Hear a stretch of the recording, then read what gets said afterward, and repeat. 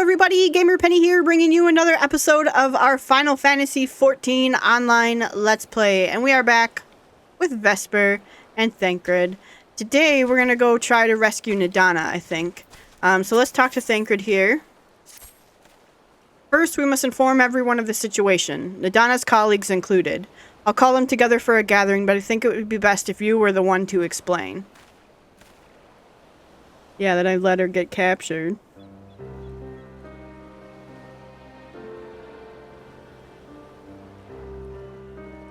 Oh, Nadana. Can you answer me this? Though Nadana is trapped in the tower, she's still alive, yes? Then we must make warding scales, as many as we can. Prototype works perfectly. This Nadana proved at peril to herself. So let us make more scales, that she and all those who were taken might be saved. Aye, as alchemists, this is how we will help win the fight.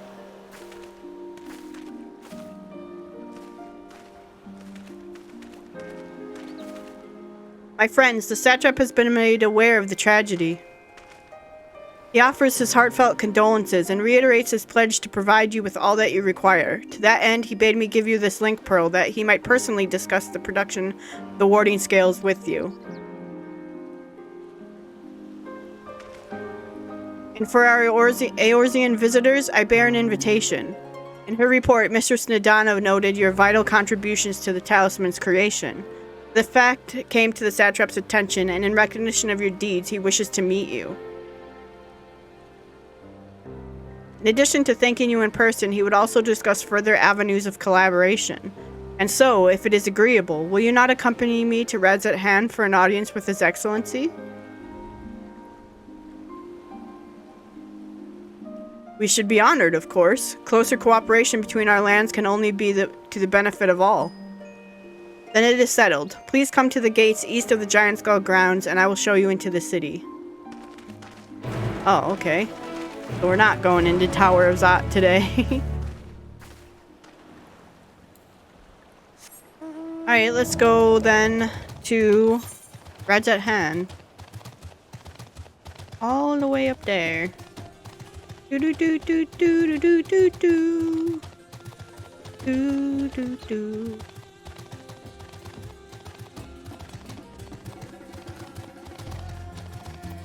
Wah, wah, wah, wah, wah.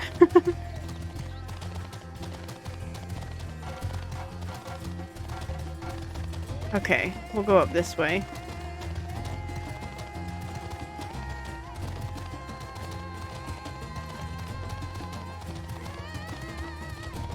Man, I'm looking forward to, I'm not going, but I'm looking forward to what gets announced at FanFest this year. I'd really like to know what the next expansion is. Like, I'm getting anxious for it. Getting antsy for it. I want the next expansion to come. And I know it won't be this year. I know we're still far out from it, but I would like it.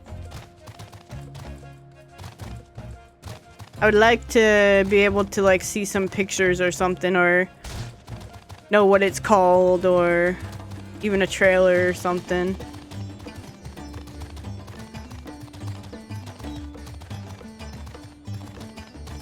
Again, I'm not going to FanFest. I actually almost bought tickets to FanFest. But my family is taking a family vacation around that same time. So, I'm going to Tennessee instead. So.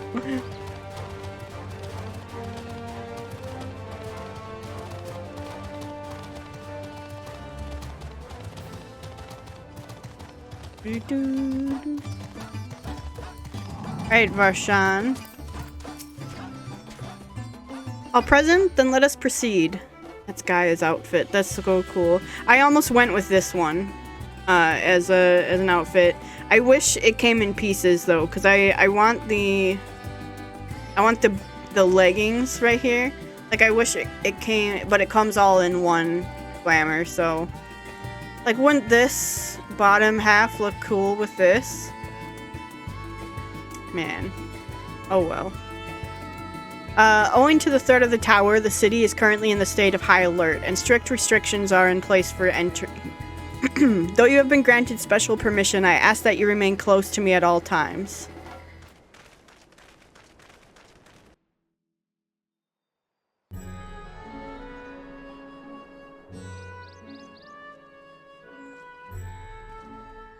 A vast rock squats upon Favnir, and to its stony surface clings the city of Rads at Han.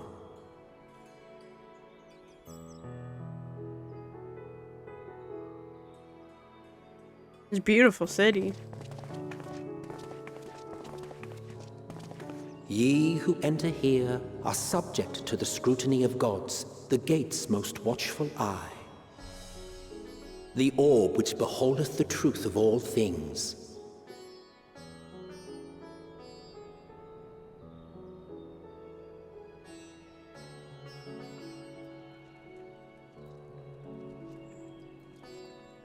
Pass beneath its hot and piercing gaze, bearing down like a second midday sun.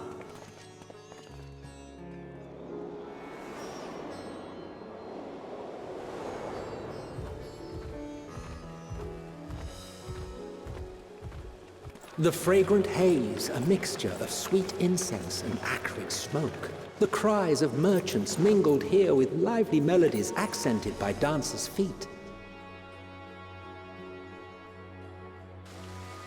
Travelers seduced by vivid sound and colors were once swallowed up by patchwork streets.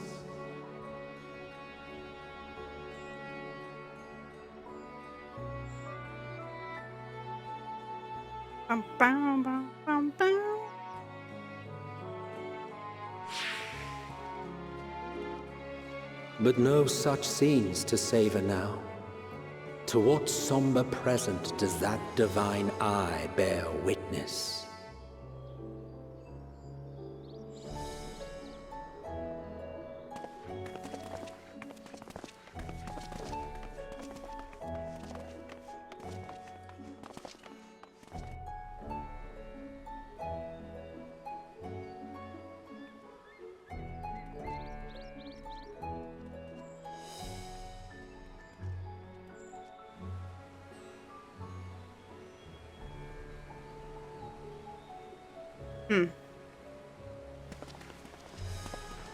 Here we are. Megaduta. Megaduta.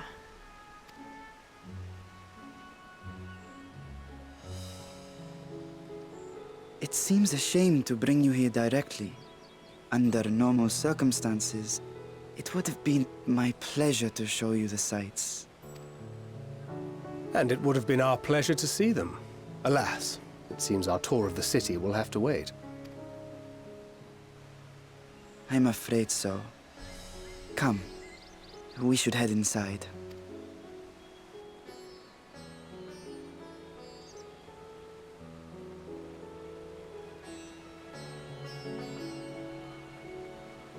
Megaduta.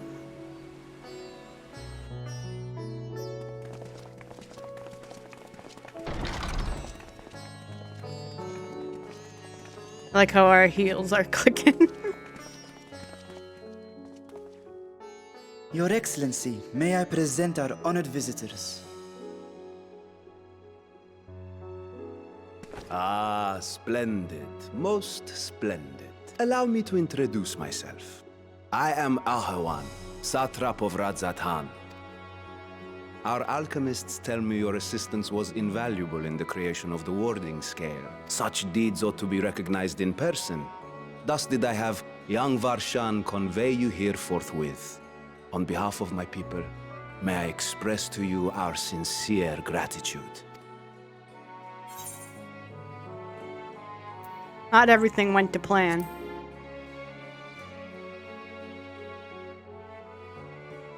I assume you speak of Nidana. A regrettable incident indeed. Her colleagues insist that we honor her wishes and trust in the talisman. that it will be instrumental in saving Nadana and the others. I am eager to hear your opinion on the matter, so let us not stand on ceremony. Come, sit. I think not. Oh, This charade has gone on long enough. Show yourself. Estinian. Forgive me, but were you expecting musicians, perhaps? There are no performers waiting in the wings at present, but arrangements could be made if you... Nay, he hath the right of it. The time for artifice is past. Raise the curtain. As you wish. I remember this part. This part was so cool to find out. You travel as assistants to the students of Valdesian, but you are known to me. Is that Kosetsu's voice actor? Even here have we heard of the scions of the Seventh Dawn.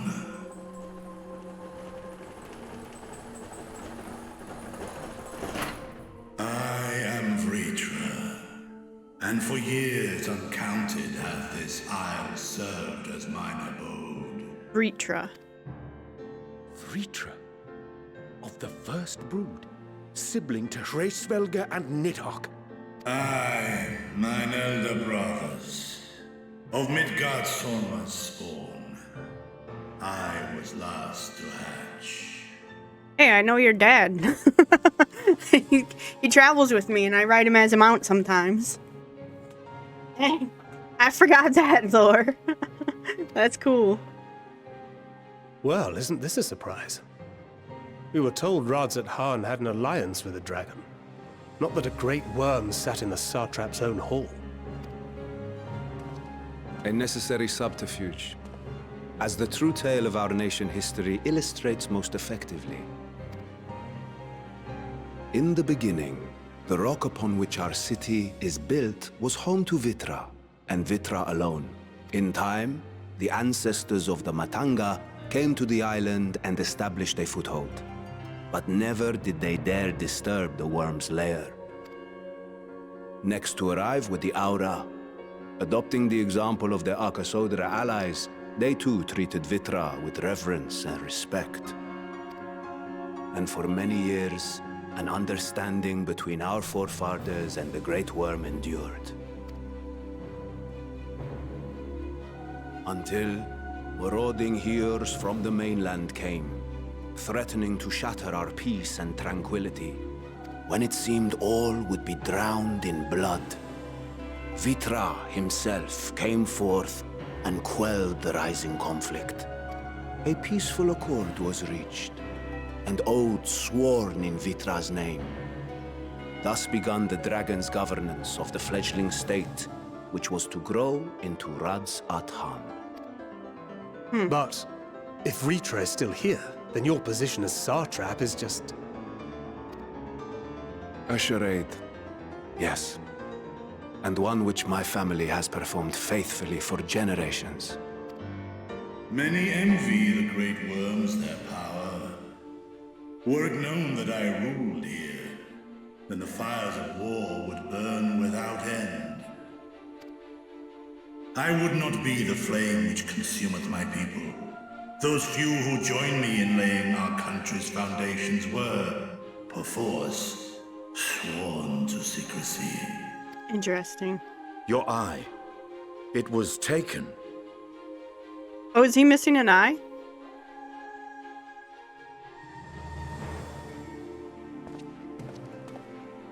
"'Tis here, buried within the semblance of flesh.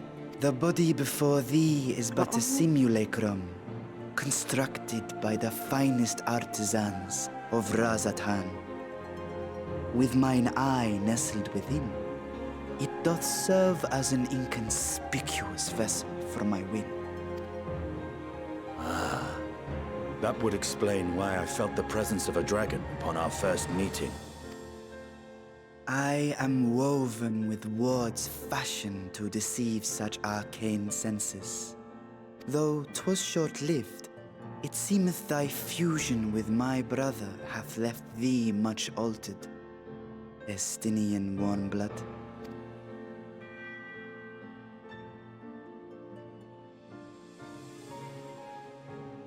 From the very first, we sensed the nature of one another, yet did neither one of us bare his fangs.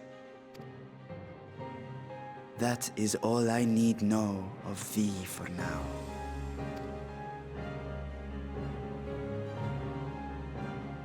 With my secret thus revealed, I have for you a proposal.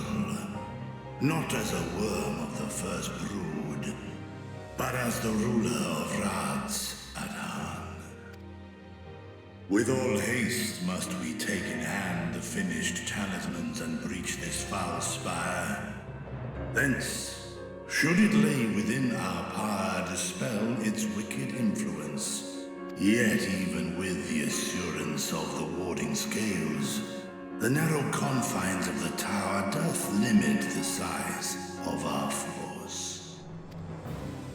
And thus denied strength in numbers, thou must choose thy soldiers with care. Just so. Yet though our radiant host is formidable, I see a surer path before me. Thou and thy comrades have contended with a multitude of primal beings. Most recently, thou didst cast down false gods in Pagalthan and Cartanau, I am told. 'Tis upon that strength I would call. The Scions have proven themselves the most capable, and I ask that you serve as the tip of our spear. So there's 2 dragons out there that we know of now.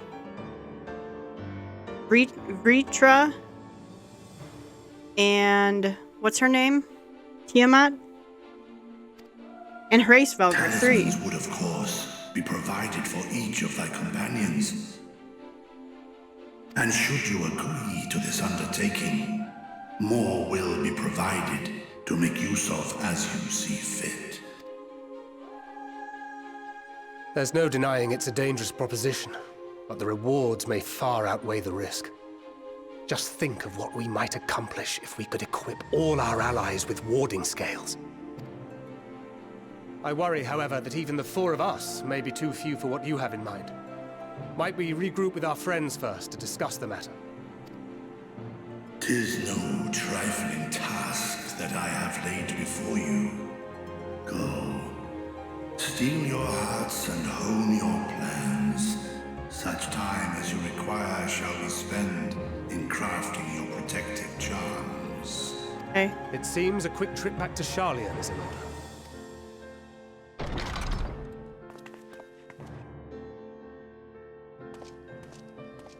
Wilt thou not lend thine aid?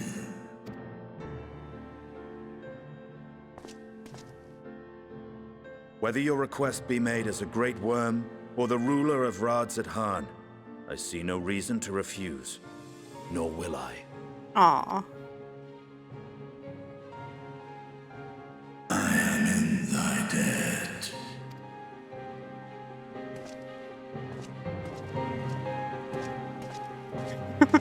Estinian's just like, all right, I'm done with you. But I love Estinian. Like, he's just so. There's no pretense with him. So, all right, Thancred. That meeting took a rather unexpected turn, but we now have a clear objective ahead of us. Let us rejoin our comrades in Sharlayan and muster a suitable crew for our foray into the Tower of Zot. Oh, and if you haven't already done so, be sure to attune to the Aetheryte here before departing, unless of course you enjoy violent nausea. Wait, can I attune in here? No. I've attuned down here though, which is fine. Okay. Alright, let's head back to Sharlayan then. 1,593!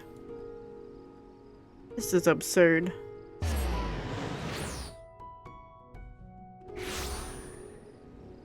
Okay.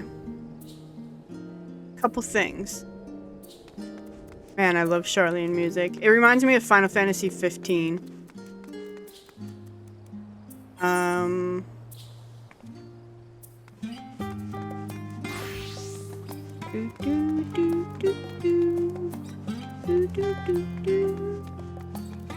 Okay, I'm lost. No, I want to go here.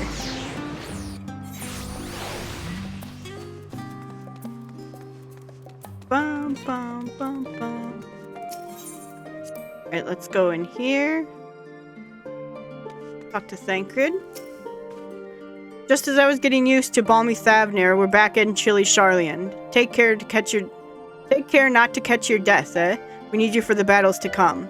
Now then, your investigation here remains, but when that's over, we can take stock of all the developments and discoveries. Oh, so we're not even close to going to the Tower of Zot yet. We gotta do this one first.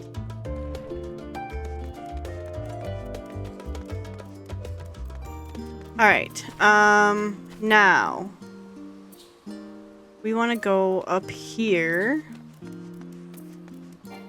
I can't mount here, so we'll sprint. Do do do do do do do do do do do do do. Told you, Endwalker music makes me sing, man. There's Cryo.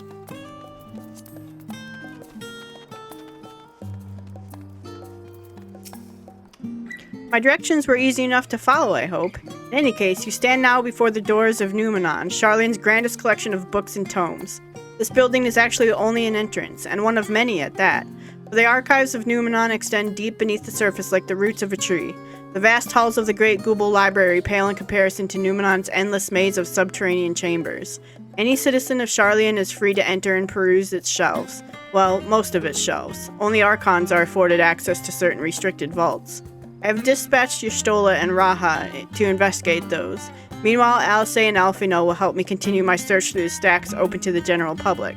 Your status presents more of a problem. As a non-citizen, you are only permitted to browse the first floor here in the entrance.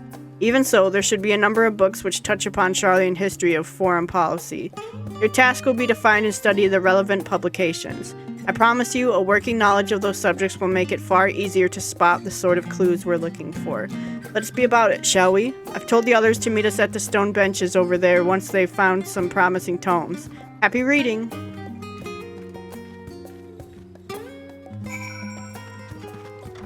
I feel like we got the raw end of the stick here. Story of Charlian. Long, long ago, on an island in the northern sea, there lived a Rodigan man by the name of Nunkrepf. Nunkrepf was a student of astrology, and he divined that a flood of terrifying proportions would soon sweep over the lands of Eorzea. So it was that he built a gigantic ship, assembled a crew, and set sail for that imperiled realm. The flood arrived as foretold, and to their horror, the strangely churning waters drove the people toward the ocean. It was there, however, that Nunkrep's crew hauled them aboard his ark, but the danger had not passed. A towering wave approached, threatening to smash the vessel to pieces. With only moments to spare, Nunkrep wove a mighty spell of teleportation and shifted the entire ship to safety atop Abelathia's spine. Refugees from the surrounding regions huddled there alongside them, but it was not long before disputes over dwindling supply of food led to violence and bloodshed. Saddened by the sight, Nunkrep gathered to him his crew and his grateful passengers and abandoned the ark to those reddened peaks. They journeyed to the coast where they built a new ship, intent upon returning to the northern seas. They landed on the beach of an island and settled upon that very spot. A settlement prospered and grew, and in time it became the city of Charlian we live in to this day. Okay. Roads of Old, the colony. No, we want just things that deal with Charlian.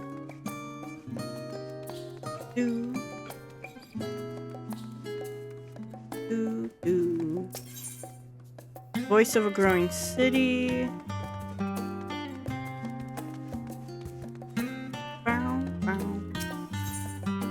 Introduction to the Heavens.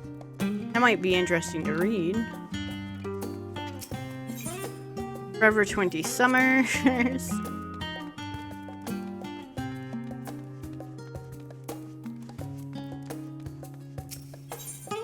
Stewards of Wisdom.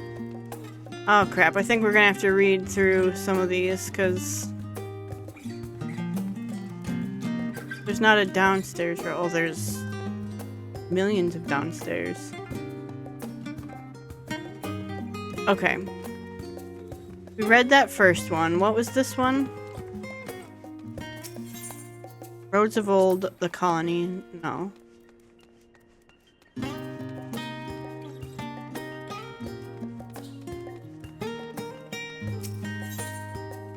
Voice of Growing City. In the years which followed the founding of Sharlayan, civic policy and other matters of import were decided at the Ecclesia, public forum at which every citizen was eligible to speak. As the city's population grew, however, this format became increasingly impractical. The larger number of participants gave rise to ever longer debates, resulting in significant delays of vital resolutions. Various measures were introduced in an attempt to curtail protracted discussions. But in the year 201 of the 6th Astral Era, it was ultimately decreed that Sharlayan would transition to a new form of governance. The nation would now be led by a body of 99 members, citizens chosen from amongst their peers by means of a nationwide vote. Thus was the form as we know it today conceived and created.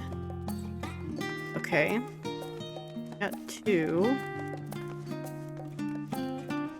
What's this one? I kind of want to read this one. I know it's not. Have you ever gazed at the skies above and contemplated the mysteries contained therein? I speak not of shifting cloud patterns, but of the vastness beyond, of the sun and the twinkling tapestry of the night. Some think the dome above us to be a finite space, yet amongst the leading thinkers of our age, one scholar's depiction of a boundless sea of stars has firmly taken root. Alas, this heavenly sea remains an unreachable, unknowable destination. There are few indeed who can explain in satisfactory detail why our own star is believed to revolve around the sun. It was a technologist of Alog who came closest to understanding the laws which govern that starry abyss. It was they who launched Dalamud and sought to expand beyond an earthbound existence. Having read of their ancient ambitions, I wonder, has your interest in this field of study waxed or waned? What if I were to tell you that the eternal constellations were arranged differently in the distant past, that their positions continue to shift almost imperceptibly but measurably as we journey into the future? Would it shock you to learn that the stars drift further and further apart and may indeed do so forever? Are you eager to learn more? Wrong subject. Okay. That's interesting. I don't think that's one.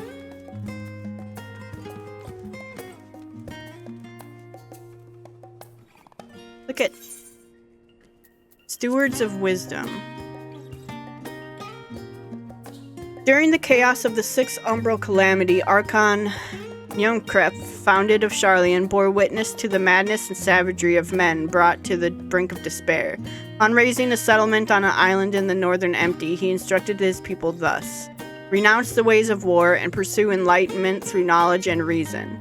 Sharlayans took to heart the words of their savior and thenceforth served as stewards of wisdom.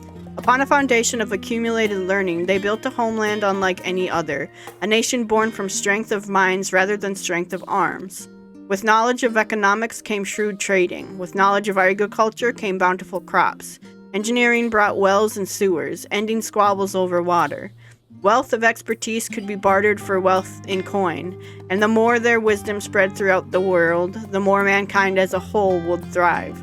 So it was that no matter the trials and tribulations of the age, the citizens of Sharlayan would live by their founders' teachings. For the sake of a better tomorrow, for the sake of a brighter star, they would eschew the tools of war, and with knowledge deliver the world. Okay. We gained fundamental knowledge of,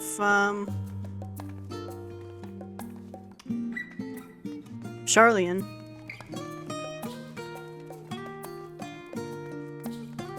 That was interesting.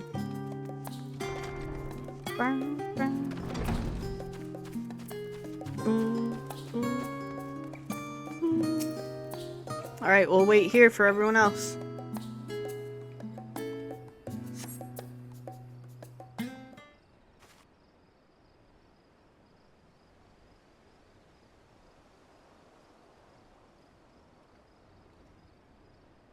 Sorry, were you waiting long?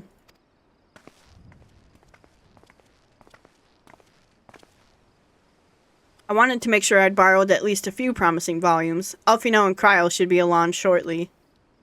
I was delayed in similar fashion. As far as I could see, no titles in the Archon stacks mentioned the final days specifically, so we have no choice but to start with the tangentially relevant tomes, if they are even that. At present, the plan is to skim through as quickly as we dare and share our discoveries as we make them. It would have been nice to invite everyone to the estate, plenty of comfortable places to read, and a ready supply of hot tea.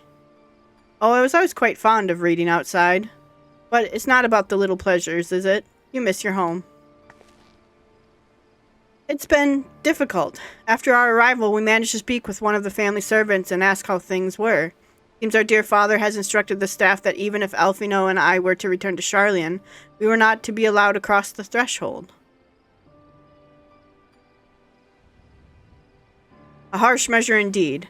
I hope that our efforts to understand his position and that of the Forum will perhaps lead to a reconciliation. We'll mend this rift one day, I'm certain of it.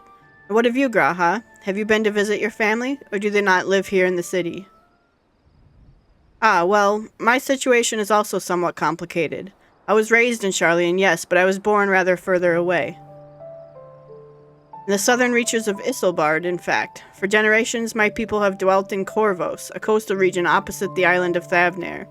The Alagans founded a city in that fertile land, and by ship brought in the subjugated tribes of the Mikote to serve as laborers. Of course, the massive earthquakes and the fourth umbral calamity brought an end to the Empire's reign, and when the fifth calamity froze the sea solid, many of the tribes still living in Corvos braved the journey back to Eorzea. My ancestors, however, chose to remain, that they might prevent the remnants of Alagan technology from being misused. Isn't Corvos under Garlean rule? For the past 50 years, yes. Some semblance of local culture remains, as is the case for most imperial provinces, but Garlemald renamed the region Locus Amanus. When I was a boy, a nearby town came under the jurisdiction of an illustrious imperial family, the nobles of House Darnus. House Darnus demonstrated a singular interest in Alagan civilization, and so my tribe was forced to consider a plan of action. For some time already, voices have been raised in favor of abandoning our ancient customs. After all, the Alagan Eye no longer passed to our eldest children as reliably as it once had. Fear of discovery eventually tipped the scales, and the decision was made to bury our ties to the knowledge and traditions of Alag. As the last child born with the Alagan Eye, I was given over to the custody of friends of the students of Baldessian, who had me registered as a Sharlayan citizen. Never even considered. Forgive me, it was an unkind question. Even Thancred was taken in by Archon Louisoix, was he not? Stories of adopted waifs and rescued orphans are more common among Sharlayans than you might think. Yet regardless of our origins, we are all provided with an equal opportunity to learn, and with sufficient perspicacity. What's this word? We outsiders can even earn the vaunted title of Archon. This is exactly why I have such love for this country, and why I wish it to remain a nation of which its citizens can be proud. Hear, hear. Another good reason to get to the bottom of the Forum's stubbornness, aside from the trifling matter of our impending doom. Excuse us while we try to make some headway into these books, Vesper. More company should be arriving any moment now. Raha. Maybe we'll go to Corvos at some point. Locus among us.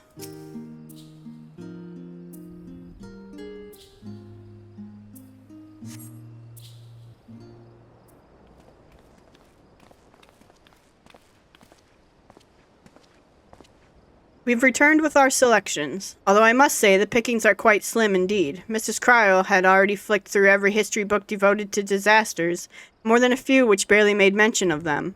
As such, we will be looking into research papers on the umbral calamities, as well as articles written by prominent forum members.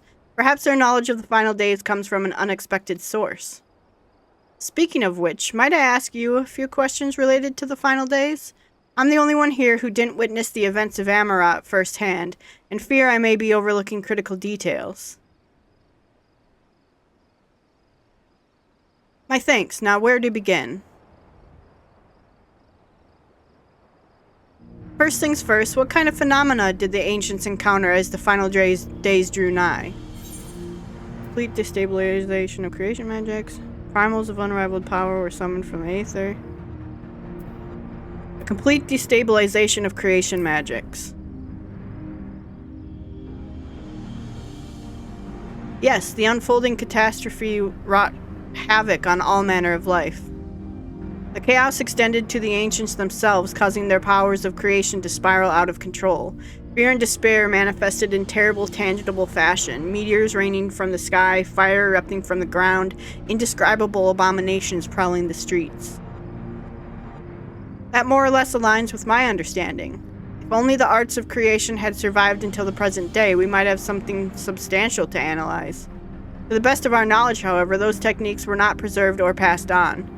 Y'shtola surmises that the closest known magic is that of the summoning rituals promulgated by the Asians. Was there aught else of note which heralded the approach of the final days? They say it began with the keening sound from the land itself. Ah, yes, the Amaratians spoke of it, didn't they? We never did hear this sound ourselves, of course, thrust as we were into the midst of the madness. But it seems that each and every one of the catastrophes was preceded by that ominous noise. Eventually it resounded all across the star, and not even Amarat was spared. So the ground was crying out, you say? To be considered the harbinger of doom, and must have been quite distinctive, and probably quite loud. I'll have to speak with one of the Numenon's mammoths and ask for any books which make mention of such a sound. Last but not least, would you describe how the ancients sought to quell this unprecedented calamity? What definitive action did they take? They summoned Zodiark.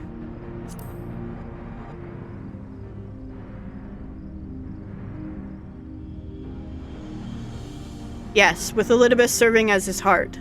So many gave themselves in sacrifice to bring him into being. We do not know exactly how Zodiark brought salvation to the star, only that by his godlike will were the laws of nature set aright. Then, once the balance was redressed, the ancients offered up a further sacrifice to heal the ravages of the final days. Lives sprouted anew, and it was these fledgling souls they intended to render unto Zodiark, a trade that would have allowed them to resurrect the shades of loved ones absorbed by the primal. Or might have, had Venat and her fellows not manifested their opposition in the form of Hydaelyn. Thank you, both of you, for the detailed review. I feel much more confident now in my understanding of events. With all that freshly in mind, it does make me wonder what the Telafari truly mean when they speak of bringing back the final days. We've seen that they're doing with the towers of theirs. Is forcing people to summon primals a kind of catalyst? Are they attempting to mirror the conditions caused by unstable creation magics? Or are they simply using the final days as a figure of speech, a convenient metaphor for the scale of destruction they plan to unleash? This is all but just pointless conjecture at this stage. Let us return our attention to the forum, shall we? We should keep an eye out for Y'shtola, but 'tis time we began studying these research papers. Alright. Once more.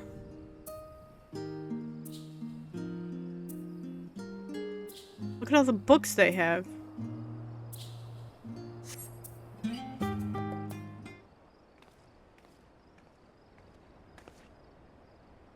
I'm the last, am I? Well, my extended search of the Archon stacks produced one or two possibly useful books, but I wouldn't get your hopes up. If you recall, Urianger learned of the source's reflections from the Garen oracles. For its potential to cause panic and confusion, that tome was deemed apocrypha and sealed away in the Great Google Library. 'Tis even less likely that knowledge of the unsundered world, not to mention the horrors of the final days, would be left sitting on the shelf for any curious scholar to find. It stands to reason that my colleagues, be they archons or counselors, should perforce be largely ignorant of the subject. Yet when you confronted Master Fortunal with knowledge of the Telafari and their machinations, he scoffed at the suggestion that they posed a threat. He seemed adamant that the Forum would know if the final days were truly upon us, which only supports the conclusion that whatever privileged wisdom is guiding the Forum's behavior, it is being kept secret from the rest of the nation.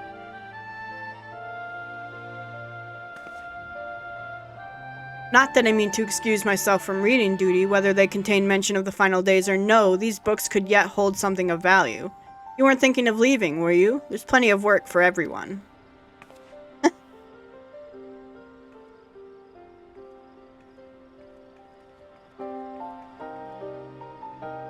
We're all just reading books.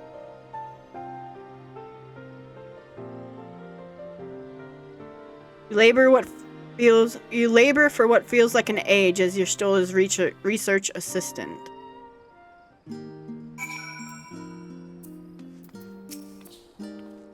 Oh dear, you look exhausted. But what about your studies? Were you able to find any books on the subjects I mentioned? Then the day was well spent. Should you wish to read them again, a Mehmet at the reference desk will point you in the right direction. For a moment, though, I suggest you take a well-deserved rest. We might be occupied with our research for quite some time. Ooh, 515 boots? Oh, I'll take those.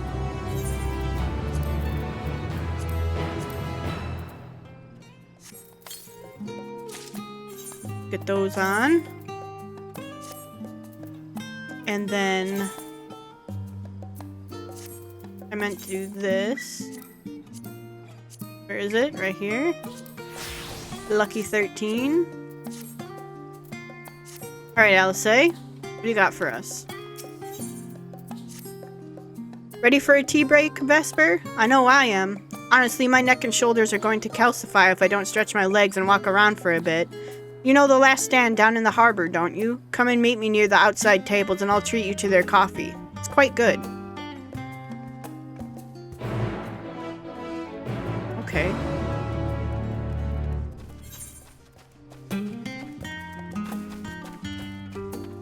Go down to the last stand then.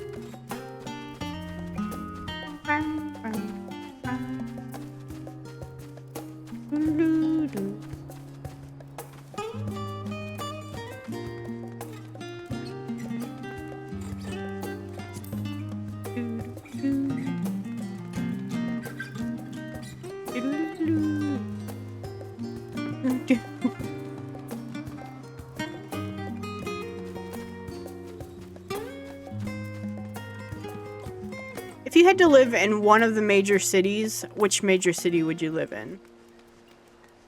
Would it be Charlian, Gridania, Ulda?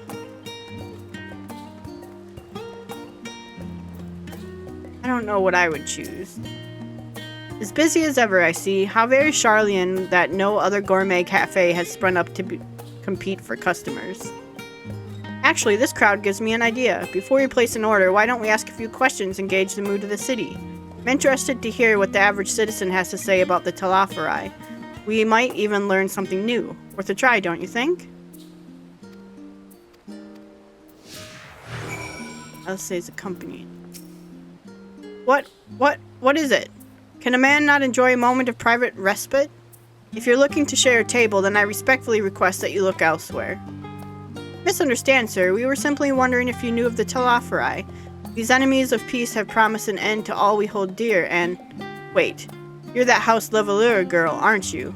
And this woman with you is obviously a foreigner. Humph. I'd heard you were disowned, but for helping outsiders indulge their barbaric whims. And here you are giving truth to the rumor. I'll thank you to leave me be. I've naught to say to the likes of you. Well, I must apologize. 'Twas foolish of me to expect an ounce of civility from one so enlightened. Come, Vesper.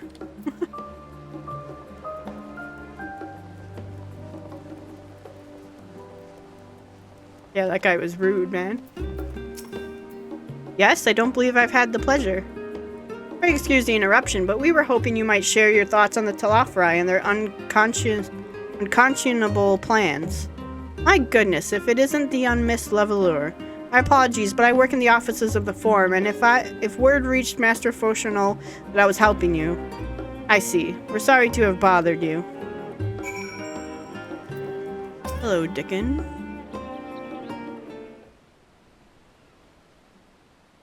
Welcome, madame. What can I offer you today? Wait, is that Mistress Alice I see there? My word, how long has it been? Far too long. Meet Dickon, the owner of the Last Stand. I used to frequent his cafe on occasion in between lessons at the Studium. That seems like an age ago now. I remember hearing that you and Master Alfino had set sail for Eorzea, and then you never came back. Lately, there's been gossip about your father disowning the pair of you. Everything's all right at home? It's complicated, and I hadn't expected complete strangers to be so familiar with our situation quite so quickly. Everyone has an opinion, it seems. Well, it is House Levelure. No matter how discreet Master Foshanol may have been, news of your family's doings never stays secret for long. Things being what they are, what brings you back to the city now of all times? We have questions, and only Charlian has the answers. Tell me, Master Dickon, have you heard anything about the apocalypse called the Final Days? What, like the end of the world? Nothing like that, I'm afraid, and that's what you're here to find? Information on this apocalypse? Yes, whatever we can learn. Unfortunately, your patrons appear to be unwilling to speak with me. I wish there was more I could do to help.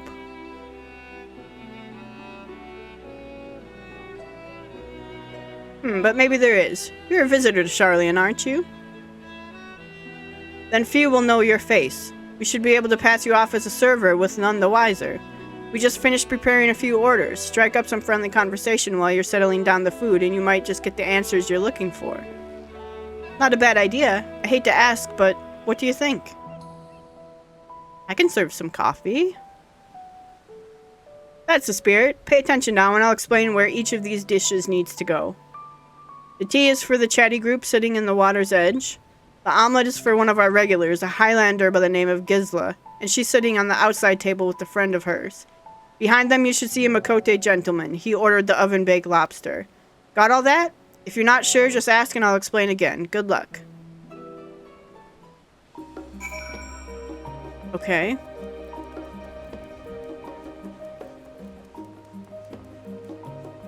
So this is the tea. Tea set. Oh, my tea set. Lovely, thank you.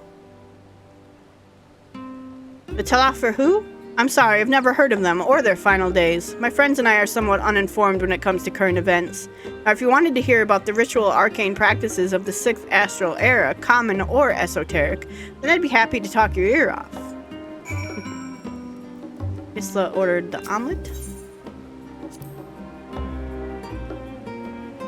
And finally, 2, 4, 6, 8. Let's dig in, no time to waste.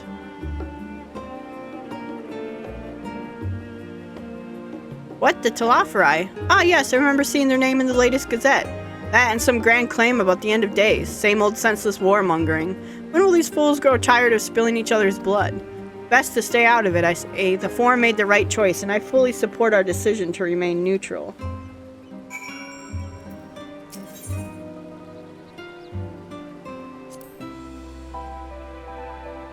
At last, the oven-baked lobster is mine. You have no idea how long I've scrimped and saved and suffered to afford this heavenly dish.